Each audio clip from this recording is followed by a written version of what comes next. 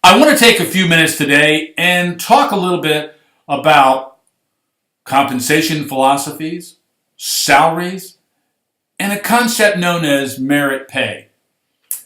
Now, over the course of the last few weeks, you've been learning about compensation philosophies. You've seen what has been written in some schools, and you've also tried to write your own.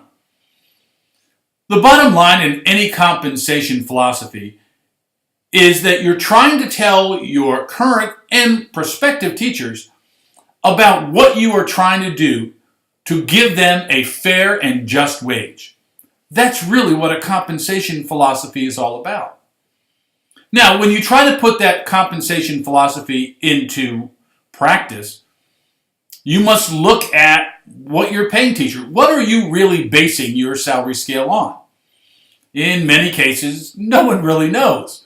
A salary scale was started in a school many years ago, and it's just perpetuated itself. Occasionally, there are increases here and there, but the reality is, no one really knows why it was set up that way. The differences between steps can often vary from 1% to as much as 4 or 5%. When you start writing your compensation philosophy, you start looking at what is important? What are you trying to do for your teachers? When you start putting that compensation philosophy into practice, most times we start looking at the local public schools and say, well, what are they paying? What is the salary that they have determined is appropriate for this particular position? Now, the problem is, as many of you have found out, that most of our Catholic schools are not paying at 100% parity. There are a few that are paying 97, 98%. That number is small. Most range from about 68 to about 80%. Now, when you say 80% of the public school salaries, you think that's not a bad number. It isn't until you look at the dollars that are attached to that.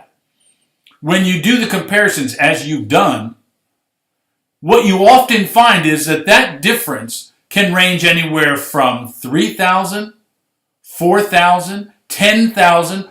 In one particular case, I saw that it's a $25,000 differential for a teacher with a bachelor's degree who stays in a school for 30 years. For someone with a master's degree, if I can go to a public school and make another $10,000, $11,000, $15,000 more, it's hard when I have the responsibilities to provide for my family. When I'm trying to make sure that I can afford a college education for my children. So the challenge that administrators have is, how do we provide the salaries that our teachers need? We need to have, and we need to be able to attract great teachers. If your salaries are so low, are you going to attract the teachers that you want?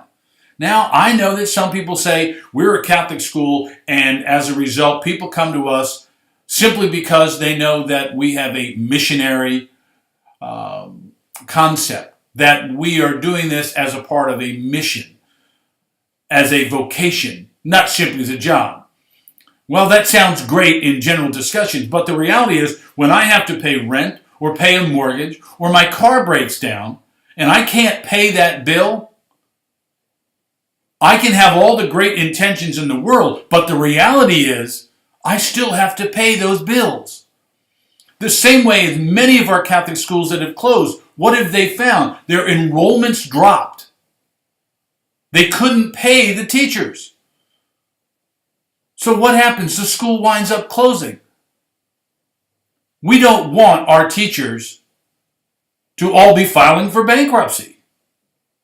We don't want them to have nowhere to live. We have to make sure that we give them a fair wage that they can live.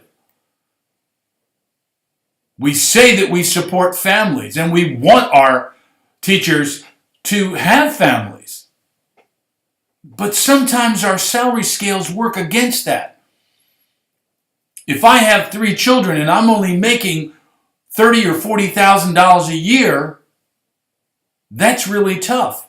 Now, in many cases, what people will say is, yes, but you have a spouse. Well, then the question is, when we talk about a fair and just wage, well, that's okay on the outside, but really doesn't apply to us because, well, we just can't pay it. We need to find ways, creative ways, to make our teachers feel, number one, appreciated, and number two, professional. Now, some schools say, well, in lieu of a larger salary, we will pay for your master's or advanced degrees. Some will say we will give you an opportunity and we will pay for your transportation and the conferences so that you can become a better teacher. So it's not coming out of your pocket.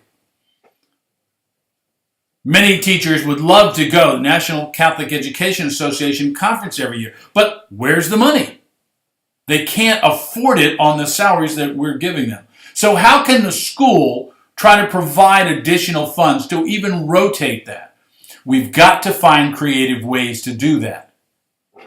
Now, one way that people have talked about, and during this week, you've had an opportunity to read about one school that used a merit pay system. Now, I know that when you initially say this, merit pay, people start running to the hills. People are scared because, well, it's not fair. It's not just. Well, the evaluation, who's making the evaluation? Is it really fair? Am I building a competition with my peers? The reality is, no, it shouldn't be. There should be an evaluation system in your school that is fair, just, and honest anyway. Too often, teachers get raises in our schools simply because they haven't been fired. They've survived another year. In the world of business, and most people don't like to compare our schools to business, but the reality is we are. If you don't perform, you don't stay. If you're a salesperson and you don't bring in the sales and the revenue that's expected, guess what? You don't have a job. Too often, teachers are allowed to just skate by with mediocrity. Never really pushing children. We just seem to say it's okay. The reality is, what are we doing to push our teachers to be better? If our schools are great schools, I am convinced that we will find the revenues to keep them open. People are not coming to our schools because we're great schools. They're not coming to our schools because they think our education is less. Our facilities are less than the public school. Are we going to be able to compete one-on-one with our public school counterparts? Absolutely not. But the reality is we need to get closer. If we are going to maintain the quality of education that has been the hallmark of Catholic schools, we must find creative ways to compensate our teachers. Merit pay is one example. Will it work in your school? Possibly. But if the culture is not one of trust between the administration and the teachers, there is no way that any kind of merit pay system will work. When you look at trying to find ways to compensate your teachers, look at perhaps a variation of the merit pay system. How do you recognize exemplary teaching? Perhaps you have a teacher of the year. Well, what if you had a teacher of the year on each grade level? What if you had another way to find out who the best teachers are? By student recommendations, by parent recommendations. And also by looking at what the students are doing in the classroom. It takes a concerted effort. A merit pay system requires a great deal of work. It requires that the administration and the teachers are all on the same page. Isn't that what we're striving to do? Isn't that what we want to happen? We need to find ways to make our teachers feel appreciated and professional by recognizing professionalism in the classroom. It will raise the bar for everyone, not just one teacher a year who might get the Teacher of the Year award and get a $100 check or a gift card. What if we raised the bar? What if we went out and tried to tell people that we want to keep and retain the best teachers? Can you help us? That's where, as we will talk later on in this course, we will talk about ways to gain additional revenue. But it all boils down to the quality of education and the quality of the teachers in your classrooms. The compensation philosophy tells you what you're trying to do, but you need to implement practices and policies that put that compensation philosophy into reality and not just another piece of paper that fills a binder or some faculty handbook. If you look carefully at some of the elements of merit pay, you might just find something, some little nugget that you can take to help build a better school.